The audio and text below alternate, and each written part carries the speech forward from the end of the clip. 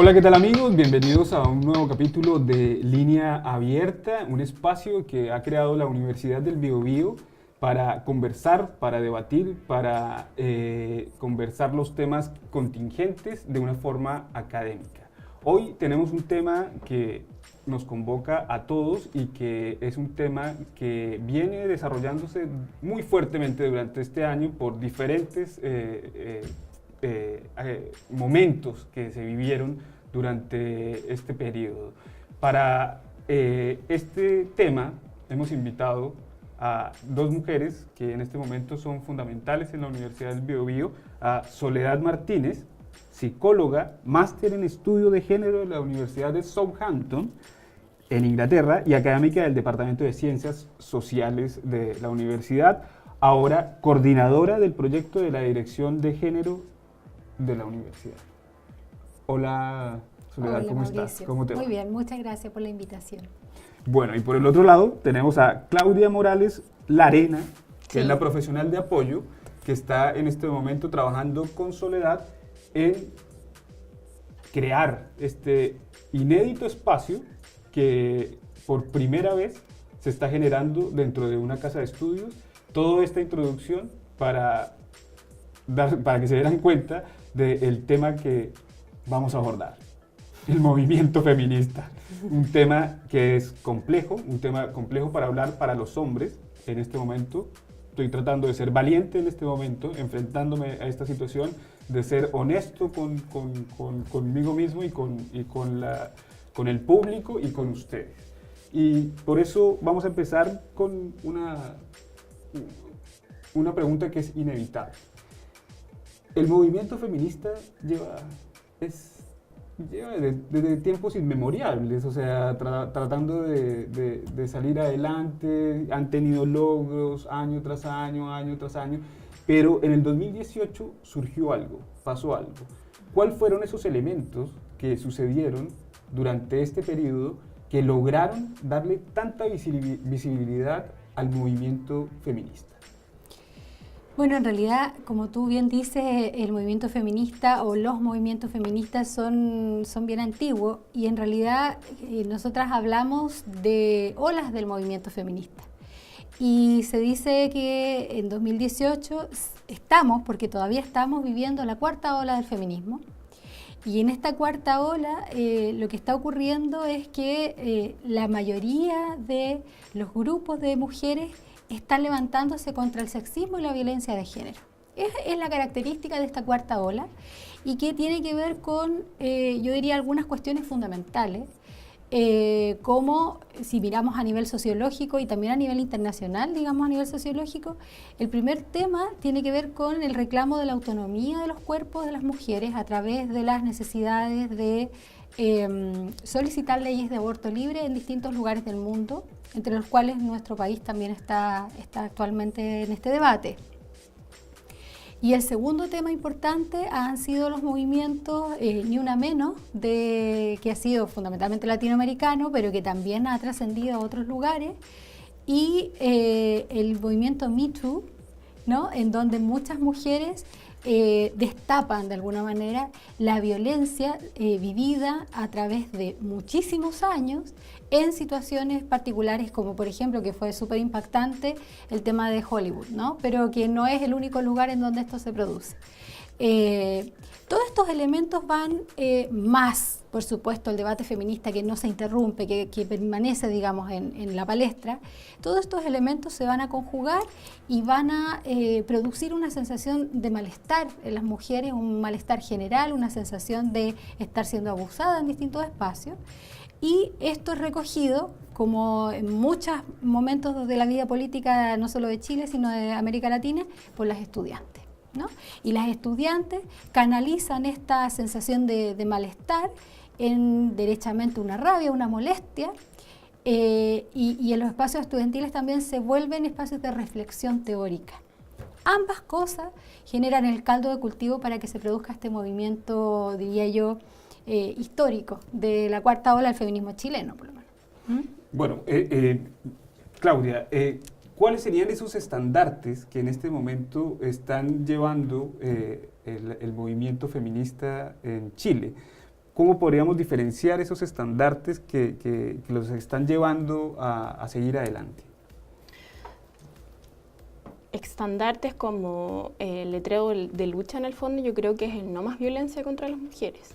Yo creo que durante muchos años, históricamente, las mujeres hemos estado sometidas a violencia de distintos tipos y en distintos espacios, y yo creo que ya las mujeres, de cierta forma, nos hemos cansado un poco de tener que soportar estos distintos tipos de violencia, ya sea violencia física, violencia verbal, psicológica, económica, y a todas las mujeres. Esto no es violencia contra un grupo de mujeres o un grupo de mujeres vulnerables. Aquí todas las mujeres estamos en una situación de vulnerabilidad, ya sea en la calle, en nuestros hogares, en nuestros espacios de trabajo, en la universidad incluso, en el colegio. Estamos siempre sometidas a violencia de todo tipo, y en el fondo yo creo que ahora las mujeres dijimos no, basta, o sea, ya no estamos dispuestas a seguir soportando la violencia, a seguir aguantando la violencia. Es por eso que entonces todas estas mujeres y todas las mujeres nos levantamos y decimos no más violencia.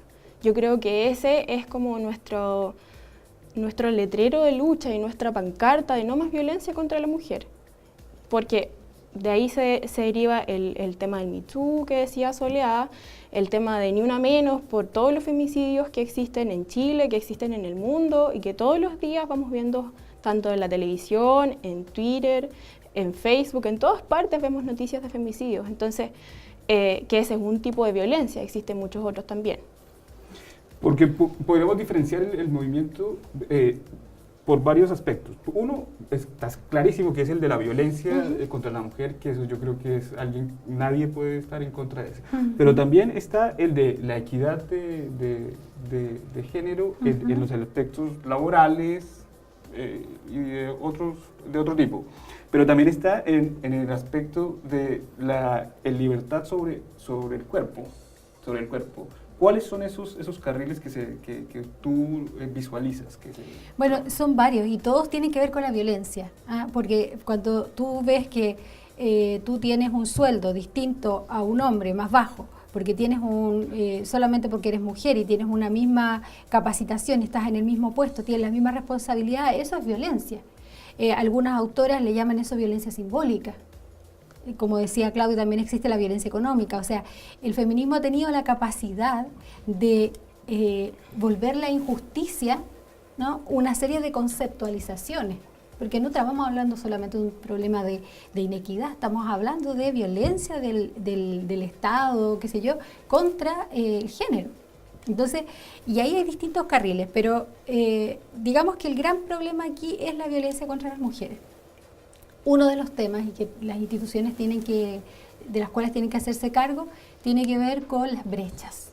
A esa inequidad, técnicamente en género se denominan brechas, y tienen que ver con las desigualdades que se identifican y que solo tienen razón de género, que son arbitrarias en ese sentido, ¿no? Las inequidades en el lugar de trabajo. También están los temas que tienen que ver con el acoso, ¿no?, hacia las mujeres, y el sexismo, que es algo bien importante. Yo creo que se levantó bastante detalle respecto del tema del sexismo en el movimiento del primer semestre de 2018, a partir de que las estudiantes pudieron pormenorizar una serie de acciones, de conductas, de palabras, de gestos, que ellas consideraban que las ponían en un lugar diferencial solo por el hecho de ser mujeres, ¿no? Cuando una persona, un hombre, te dice que bonitas piernas tiene, con la mejor intención del universo tal vez de hacerte sentir bien, la pregunta es, ¿le harías este comentario al compañero que viene llegando o al estudiante varón que viene llegando a la universidad? Es probable que no. Ese comentario que se hace a una mujer y que no sería un hombre es un comentario sexista. ¿Te fijas? Ese tipo de cosas las estudiantes pudieron volverlo un discurso. Y eso es bien importante porque estaba naturalizado en nuestro cotidiano. Las personas pensaban que era natural que a ti te dijeran algo sobre tu cuerpo que tú no solicitabas, ¿no es cierto? Porque eres mujer y es parte del ser mujer. Hoy día ya no pasa eso. se interrumpen esas naturalizaciones, las estudiantes le ponen nombre, dicen que eso es lenguaje sexista, dicen que esas son conductas discriminatorias y entonces se interrumpe este hábitus, está como hacer del día a día, ¿no? Y eso yo creo que es muy sano y es una de las cosas más importantes que ha sucedido este 2018.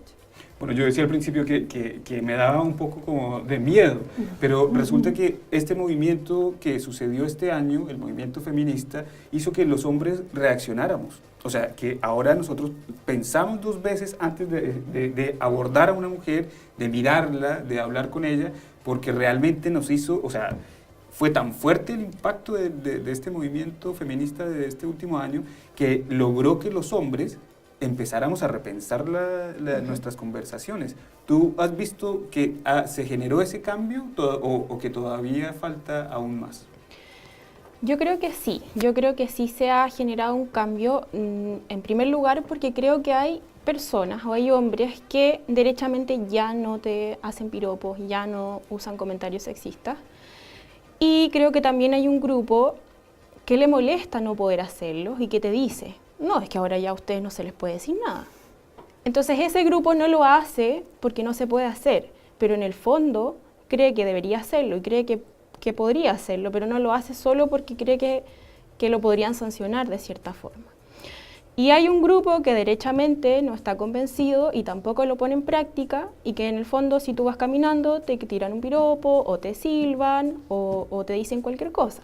Entonces creo que están esos 3 estadios en el fondo y creo que hay personas que están convencidas de que no deben hacerlo y por ese lado sí, creo que cada vez se van sumando más personas a ese estadio y eso me parece genial porque de todas formas creo que las mujeres cada vez nos vamos sintiendo un poquito más seguras de ir caminando y aún creo que nos falta avanzar mucho más, pero sí creo que vamos encaminados hacia eso y creo que el instaurar una dirección y estar trabajando en un proyecto nos encamina también hacia ese tipo de cosas. Y creo que es un avance, por supuesto, muy bueno para la universidad. Sí, y entramos ya en materia, porque eso, el proyecto de la creación de la Dirección de Género de la Universidad del Biobío. Dirección General de Género. Dirección General. Sí, claro. De Género, perdón, porque eso cambia eso radicalmente. Cambia mucho, sí, claro. No, eso es en realidad. La Dirección General de Género, ¿sí?, que se empezó, que ustedes ya están trabajando en ello y que tú estás comandando, tiene toda una parafernalia, por así decirlo, y tienen también toda una estrategia de trabajo. ¿Cuáles son esas líneas de trabajo que están en este momento ustedes? A ver, lo primero es que esto, la Dirección General de Género aparece como una demanda y por lo tanto para nosotras en la construcción de este proyecto, esos espacios de demanda son súper importantes. Los hemos tomado como un dato fundamental para la construcción del proyecto. Bueno, tenemos también otra carta de navegación que es el programa de la Rectoría, en donde se nos ha pedido, digamos, que este tipo de proyectos se levante de manera participativa, ¿no es cierto?, que tenga una serie de características de democracia universitaria. Bueno, y tomando todo eso, en realidad hemos tratado el principio constructor de esto sea la participación de la mayor cantidad de personas posible, escuchar a los movimientos que dieron inicio a esto, acompañar, digamos, el trabajo con ellas. La triestamentalidad es otro principio básico que estamos tratando de instalar. Bueno, y en términos de la parafernalia, como dices tú, ayer iniciamos el trabajo de la construcción del proyecto en conjunto con un grupo de personas que es como un órgano asesor, se llama el Comité Técnico Asesor de la Dirección del Proyecto de Dirección de Género, que está compuesto por distintas unidades académicas, distintas unidades administrativas estratégicas y distintas agrupaciones oficiales y no oficiales dentro de la Universidad del Biobío de forma triestamental. Ayer comenzamos a trabajar, fue una excelente reunión de trabajo, están todas las agrupaciones participando y hay mucha voluntad de levantar esto de la mejor manera posible. Por un lado eso, y por otro lado, la Dirección de Género del proyecto está encargado en este momento también de levantar un diagnóstico institucional de género, un poco para que nos permita tomar decisiones más informadas y además porque tenemos que presentar esto en el CRUCH. El CRUCH ha pedido a las universidades que comiencen a trabajar en el tema de género y una de las cosas que les ha pedido es que hagan un diagnóstico. Y esas son las dos líneas con las que estamos trabajando. El diagnóstico también tiene un pequeño comité técnico asesor, pero es más chiquitito porque necesitamos un nivel más operativo, más rápido. Y todo esto debiera estar listo en enero de 2019.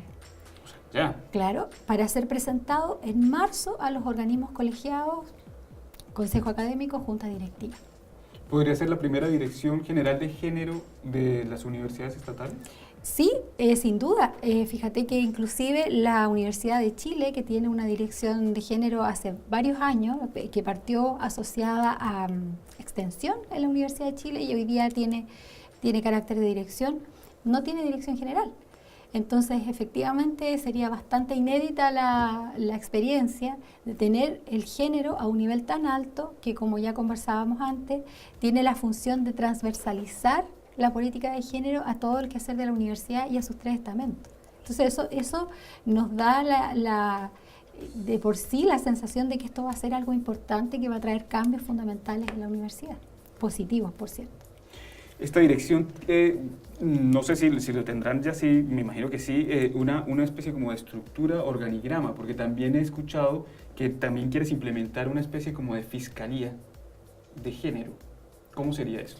Mira, la verdad es que el proyecto no está terminado y sus áreas están todavía armadas de manera tentativa. Estamos trabajando con el comité para definir si finalmente esas van a ser las áreas. Son 4 las áreas que están propuestas, digamos, prepropuestas. ¿Esta prepropuesta de dónde sale? De otras direcciones, de experiencias internacionales y también de los petitorios que nosotras tuvimos. De todas esas cosas hicimos digamos, un destilado y sacamos 4 áreas que podrían conformar la dirección. La primera área tiene que ver con la investigación y el trabajo con casos de violencia, acoso o discriminación por razones de sexo y género. La segunda área tendría que ver con la formulación de políticas de género al interior de la universidad, el recomendar de políticas de género. La tercera área estaría destinada a la investigación de situaciones de género y, digamos, a nivel diagnóstico, ¿no? Cómo está la universidad en distintos aspectos y el seguimiento de las políticas y del impacto de las políticas que estamos teniendo. Y la última área estaría destinada a la transversalización de una cultura de género al interior de la universidad, que es lo más difícil, que significa que en algún momento, en unos años más, ya no necesitamos dirección de género porque la universidad completa tiene una cultura de respeto que no es necesario que estemos incorporando todo el tiempo política, sino que eso ya está instalado. Otro tema que me gustaría que conversáramos es sobre una educación no sexista. ¿Qué significa una educación no sexista? O sea, obviamente estamos en una universidad, ¿sí? Y tenemos que hablar sobre ese tipo de cosas. Va a ser difícil, me imagino que al principio, tratar de que muchos hombres que crecimos dentro de un ambiente machista, nos criaron como machistas, hagamos un cambio. ¿Ustedes cómo pretenden manejar ese trayecto? Porque no va a ser corto, no va a ser en un plazo corto, sino yo sé que va a ser en un plazo largo, de cambiar a una educación no sexista. ¿Cómo lo ven ustedes? A ver, yo creo que de partida reforzar un poco lo que dice Soledad, el proyecto está todavía no terminado, no sancionado, y como iniciamos hace muy poquito con el Comité Técnico Asesor, estamos también evaluando todo ese tipo de situaciones y cómo se van a trabajar a la larga. Pero tenemos un poco la idea de que yo creo que probablemente inicialmente se trabaje con los 3 estamentos respecto de educar a cada una de las personas que forman parte de la comunidad universitaria respecto de la educación no sexista y de lo que significa además. Entonces, de cierta forma, poder ir capacitando a todas las personas que forman parte de la universidad respecto del tema. Porque nos hemos encontrado con que, claro, hay personas que tienen un poco de introducción en el tema, pero también hay otro poco que no maneja. ni tiene acercamientos con algunos conceptos de género. Entonces eso también es importante. Yo creo que en un inicio un poco nivelar la situación y de ahí ir formando, o sea, ir trabajando hacia adelante. Pero en un inicio yo creo que va a ser primero capacitar de lleno a toda la universidad y a todos los estamentos. Porque esto de la educación hasta pasa por el lenguaje. Absolutamente. Cambiar el lenguaje, y eso es otro desafío que existe. Bueno, eso puede tener que ver con las políticas también, ¿no? Por ejemplo, es muy probable que una universidad que se compromete con una política de género instruya a todas las unidades que tengamos un lenguaje inclusivo, por ejemplo. Eso son parte de las políticas que luego se pueden ir implementando. Pero lo que dice la Claudia es clave, o sea, yo creo que no es... La educación no sexista en un ambiente universitario involucra todo el sistema universitario. No es solo lo que pasa en el aula. Ahora, lo que pasa en el aula es importantísimo, pero, y como tú decías, ¿no? Estamos criados y estamos criadas también en un espacio machista. O sea, yo misma me crié en una familia fuertemente machista y creo que eso significa que ninguna persona del Chile de hoy podría decir, no, yo estoy absolutamente libre de sexismo, nunca voy a cometer ningún error. Sí, estamos todas las personas susceptibles a cometer errores. Ahora, dicho eso, igual es importante que haya ciertas pequeñas normas de conducta, ¿no? Pequeños tips, pequeños algoritmos de cómo conducirnos que nos permitan tomar decisiones más acertadas, aun cuando tengamos condicionamientos por crianza. Por ejemplo, cuando el acoso, a mí me ha pasado mucho que he estado conversando, cuando pasó todo esto, que me llevaron a distintos lugares a hablar sobre el tema de acoso, a universidades, inclusive otras universidades, no solo la UBB. Y los colegas me preguntaban, mira, yo dije esto, ¿es acoso? Entonces, aquí la clave no es que yo diga, hago una listado, ¿no? Un libro, una Biblia, de todas las cosas que tú dices y que son acoso, sino que la clave aquí no es pensar el acoso desde quien lo dice, sino que es pensar el acoso desde quién podría recibirlo.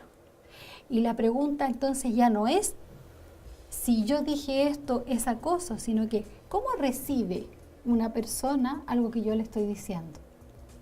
Y en ese sentido, y creo que ahí un poco tranquilizando, porque no necesariamente cuando una persona se siente acosada ha sido intencionalmente acosada.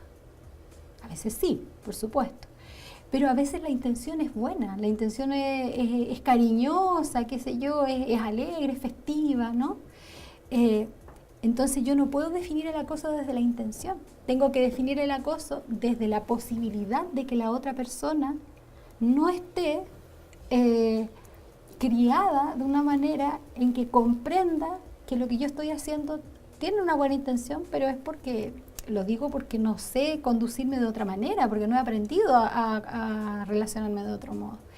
Y entonces un pequeño algoritmo será, deténgase cuando usted no sabe cómo va a reaccionar la otra persona con lo que usted le va a decir. ¿Te fijas? O sea, piense antes de hablar. Por supuesto. Nosotros había una cosa muy interesante en el OCAC, que es el Observatorio de Acoso Callejero, donde decía, ¿conoce usted a la persona? No, no la conozco. Entonces, absténgase. Sí, la conozco. Perfecto. ¿Tiene una relación cercana con esa persona? No. Entonces, absténgase de comentarios. Sí, tengo una relación cercana con Perfecto. Entonces, ahora, la persona con la que usted tiene una relación cercana, ¿conoce o sabe que tiene la posibilidad de decirle a usted que se siente desagradada con su comentario? No, entonces absténgase de comentar. O sea, solo si has cumplido con los 3 requisitos, la conoces, tienes confianza y tiene la persona la suficiente certeza de que te puede decir a ti que tu comentario es incómodo, entonces recién tú le puedes hacer un comentario. ¿Te fijas? Esperando que la otra persona legítimamente te pueda decir, Mauricio, ese comentario no me parece, porque está la confianza para hacerlo. Pero en la mayoría de los espacios laborales esos 3 requisitos no se cumplen, por lo menos no el tercero. Y en los espacios universitarios tampoco. Una alumna no tiene la libertad de decirle al profesor, su comentario no me parece.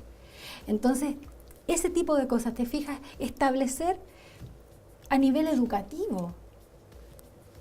cuestiones que nos permiten, y a lo mejor nunca nos vamos a despojar completamente del machismo que tenemos. Hay personas, como decía la Claudia, que están en un nivel en donde no va a haber cambio, pero sí por lo menos algunas guías de comportamiento que nos permitan ir mejorando la cultura de relaciones al interior de la universidad.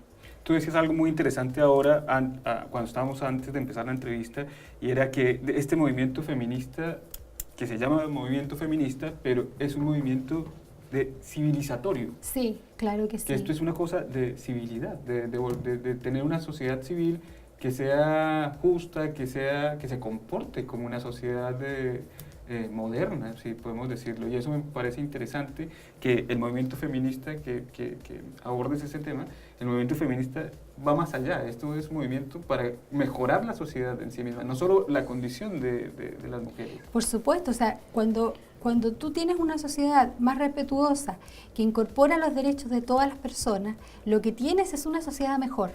Es una sociedad, imagínate, yo siempre le digo a las personas, imagínate que tú tienes hijos e hijas. ¿Tú en qué sociedad quieres que vivan? ¿En una sociedad donde todas las personas se sientan acogidas, donde los derechos sean respetados, o quieres tú una sociedad donde las personas se sientan discriminadas? Claro, por supuesto, todas las personas queremos que el futuro sea mejor. Y el feminismo, poniendo los derechos de las mujeres como un elemento fundamental que no debe ser atropellado, lo que está haciendo es una contribución a que la sociedad sea mejor. Toda la sociedad, para hombres y para mujeres. Puede ser que muchos hombres también quisieran ese mismo comportamiento de civilidad. Pero por supuesto, y estamos hablando de algo bien transversal, porque cuando el movimiento feminista dice dignidad en el aula, tal vez no solo está diciendo dignidad en el aula para las mujeres, también está diciendo dignidad en el aula para las personas de condiciones étnicas distintas, para las personas discapacitadas. O sea, una sociedad, una cultura de derechos es buena para todos y todas, ¿te fijas? Y de alguna manera instalar la idea de que los derechos son algo que no me pueden quitar y algo que el Estado debe garantizar para mí y para todas las personas, es bueno para cualquiera. ¿Te fijas? Entonces yo siento que no hay que tener miedo, es un movimiento que solo puede traer cosas buenas para nuestra sociedad, y de hecho las ha traído. Claudia, ¿cómo han seguido ustedes trabajando con las estudiantes del movimiento que se generó a nivel nacional y que aquí en la universidad también fue muy fuerte? Hay que obviamente destacar lo que fueron siempre muy respetuosas. Es el primer movimiento estudiantil que veo que no hay destrozos, que no hubo nada. ¿Cómo han seguido ustedes trabajando con ellas y cómo ellas perciben el trabajo que ustedes están haciendo? Hemos seguido trabajando bien de cerca. Ya nosotras tenemos y pensamos, en el fondo creemos que ellas lo levantaron, entonces nosotros le estamos dando toda y mucha importancia a sus peticiones y al movimiento que ellas levantaron. O sea, para nosotras ellas son fundamentales, ya, porque sin ellas este movimiento probablemente no estaría en el tapete en este momento, ya, y podrían haber quizá pasado unos 2 años más y recién se hubiese levantado. Entonces, en el fondo para nosotros ellas son súper importantes, ya, eso es importante igual decirlo. Y estamos trabajando bien de cerca, nos estamos reuniendo con ellas constantemente, siempre y cuando nuestra agenda y la agenda de ellas también nos lo permitan, pero siempre estamos tratando de mantenernos comunicadas.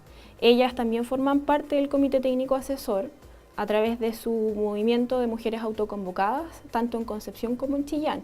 Así que de cierta forma, cuando no logramos juntarnos o reunirnos, ellas transmiten toda la información a sus respectivos movimientos. O sea, las que forman parte del Comité Técnico Asesor llevan la información también a sus respectivas juntas o reuniones.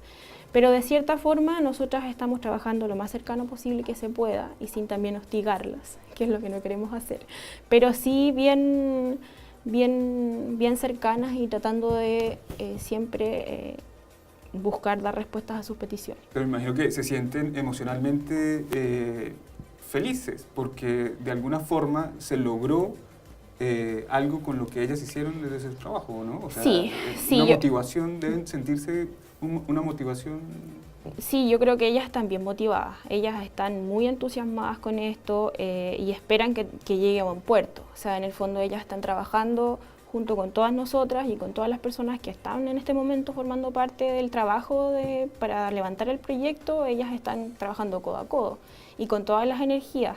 y muy motivadas y quieren levantar muchas cosas y ha sido bien interesante porque además ellas están muy informadas. Y la cantidad de proyectos. Sí, y tienen una visión que a veces uno dice, chuta, me gustaría pensar ese tipo de cosas porque están mucho más en contacto con diferentes espacios y eso también les da un poco una mirada mucho más amplia de muchas cosas. Así que ha sido un súper buen trabajo y ellas igual están muy, muy motivadas y eso es súper importante para nosotras. Qué maravilla, pues las felicito a las dos. Tengo que hacer, dejando a un lado ya el tema de la Dirección General de Género, ¿sí? Y más sobre el movimiento feminista a nivel mundial, tengo que finalizar con una pregunta un poco incómoda, ¿sí? Pero tengo que hacerla. ¿Existe algún riesgo de que este movimiento de pronto tome un rumbo, se descarrile? ¿Existiría algún riesgo? ¿Ustedes han visualizado que puede existir algún riesgo de que de pronto empiece a haber una cacería de brujas? No, una cacería de brujos en este caso, ¿sí? Y empiece a haber como una especie de no sé, algún tipo de inconveniente. ¿Lo han pensado? No, por ningún motivo. De hecho, que se castigue a culpables de acoso, de violencia sexual y otros tipos, a mí me parece estupendo. A mí no me parece eso un problema. Yo creo que son cosas que tienen que suceder. O sea, quien comete una falta tiene que hacerse cargo de esa falta. Ahora, lo que yo creo que no debe suceder y que no va a pasar, y que creo que es más bien un temor imaginario, es que todo se vuelva un asunto a sancionar. Eso no ocurre en este momento las estudiantes. Porque esa es la conversación de los hombres, o sea, claro, el temor. Y lo tengo que decir como hombre. Por supuesto. Tiene que ver con el desconocimiento nomás, ¿ah? Tiene que ver con la falta de diálogo que hemos establecido y que la falta de diálogo que han establecido algunos grupos de hombres, sobre todo con los grupos feministas. Las estudiantes, y yo quiero aquí desmitificar un poco, las estudiantes no están persiguiendo a todos sus profesores. No. Las estudiantes tienen algunos casos en Concepción, poquitos, y 1 o 2 casos en Chillán. O sea, estamos hablando del universo de profesores, hombres. Las estudiantes no están diciendo que sus profesores son unos hombres violentos ni los están denunciando. Lo que ellas están diciendo, y eso es cierto, es que existe en Chile y en la UBB una cultura machista. Y esa cultura machista violenta a las mujeres de manera permanente. Y eso es lo que tiene que terminar. ¿Te fijas? Entonces, es como si lo pusiéramos desde otra arena. Si nosotros tuviéramos, y lo tenemos, una cultura racista, la pregunta es, ¿tiene alguna posibilidad el movimiento antirracista de desbandarse? No, porque el antirracismo no se puede desbandar. O sea, el antirracismo extremo es excelente. Ojalá tuviéramos una sociedad extremista de antirracista y ojalá tuviéramos una sociedad extremista de pro derechos de las mujeres. Te fijas, si fuera extremista nuestra sociedad sería espectacular. No hay riesgo aquí. No hay riesgo si se desbanda esto, significa que va a llegar a un nivel de respeto de las mujeres en que no va a haber ninguna falta en contra de ellas. Y eso yo lo encuentro espectacular, eso es para mí la utopía. Entonces, no hay que tener miedo acá, porque el exceso de derechos a nadie le hizo mal. El exceso de respeto de derechos a nadie le hizo mal. El exceso de cuidado hacia su integridad a nadie le hizo mal. Es bueno, no hay que tener susto. Perfecto, fantástico, me encantó la respuesta. O sea, yo las invito a que repitamos este espacio, porque obviamente lo que generó esta conversación es que faltan más conversaciones, falta visualizar más este tema y que nos sentemos a hablar hombres y mujeres sobre esto. O sea, no solamente mujeres, sino también hombres, y yo creo que yo les quiero ofrecer este espacio para que lo volvamos y sigamos repitiendo y sigamos conversando sobre este tema. Y las felicito y sigan adelante y cuenten con nosotros para el desarrollo de esto. Nosotras felices. Y con esto terminamos no, todavía no hemos terminado. Perdón. Yo pensé que estaba ya todo. Pero como es Si quieres puedes despedir tú el programa. No, lo voy a despedir yo. Bueno, con esto terminamos y les agradecemos que hayan estado aquí con nosotros escuchando esta interesante conversación y los invitamos a un próximo capítulo de Línea Abierta con otro interesante programa y seguramente más adelante otra vez con estas invitadas tan interesantes que tuvimos hoy. Chao, chao.